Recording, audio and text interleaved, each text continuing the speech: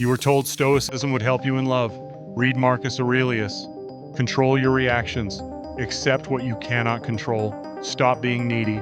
Detach. Calm down. Be rational. And yet here you are. Still spiraling when someone pulls away. Still obsessing over silence.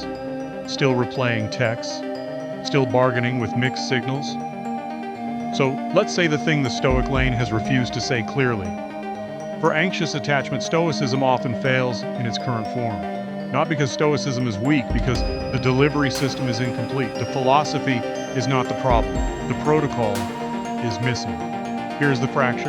Anxious attachment is not just a thought problem. It is not just poor self-esteem. It is not just wanting reassurance too much. It is a nervous system event. When someone you care about goes distant or ambiguous, your body does not experience it as minor. It experiences it as danger. Your chest tightens, your mind accelerates, your stomach knots, your focus collapses, your entire body starts trying to solve the threat. In that moment, one ancient biological fact wipes away all the elegant Stoic content. The body always speaks louder than the quote. That is why people can know Stoicism intellectually and still completely unravel in relationships, because once attachment panic begins, the amygdala is driving and the prefrontal cortex is no longer in command. When the lane tells a dysregulated person to control your judgments, it is handing software to overheating hardware. The instruction may be true, the timing is wrong. That is the missing protocol. You cannot top down your way out of a bottom-up alarm state, and this is where quote culture has done real damage. Not because the quotes are false, because they are being delivered as if recognition equals regulation. It does not. Recognizing that you should not chase does not stop your chest from tightening. Recognizing that their behavior is outside your control does not stop the panic from flooding your body. Recognizing that you should detach does not regulate the survival chemistry when the bond feels threatened. So, what happens? People start believing one of two lies. Lie number one, I guess I just need more stoicism. No, you probably do not need more content. You need the missing hardware layer. Lie number two, I guess I'm broken. No, you are not broken either. You are running a pattern, and the pattern has a name. The oscillator is the person whose body swings between craving and self-protection, between please don't leave and I'll shut down before you can hurt me, between attachment hunger and defensive withdrawal, between obsession and armor. That is why the same kind of relationship pain keeps repeating, the face changes, the loop stays. This is also why the ancient Stoics matter more than the current lane has explained. The ancients were not trying to decorate their minds with elegant ideas. They were trying to remain governed under pressure, war, exile, political instability, pain, loss, betrayal, danger, humiliation, uncertainty. That is the world Stoicism was forged in. It was not built as aesthetic self-help.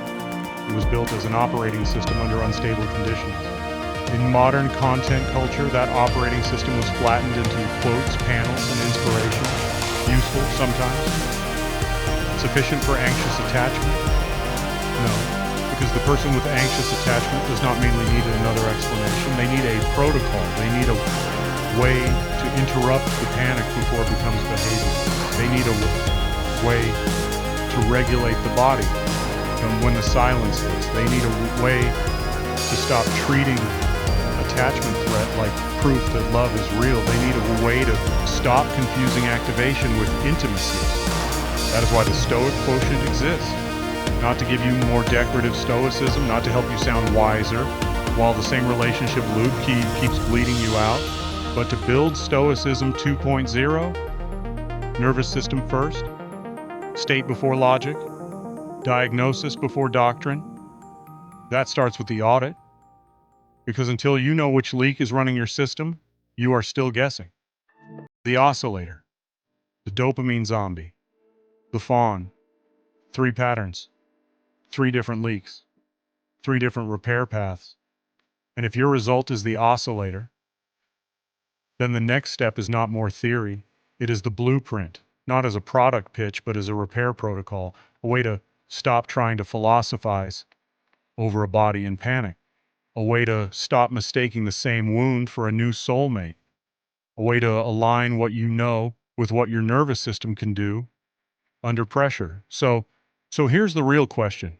How long are you going to keep calling this love when your body has only ever experienced it as alarm?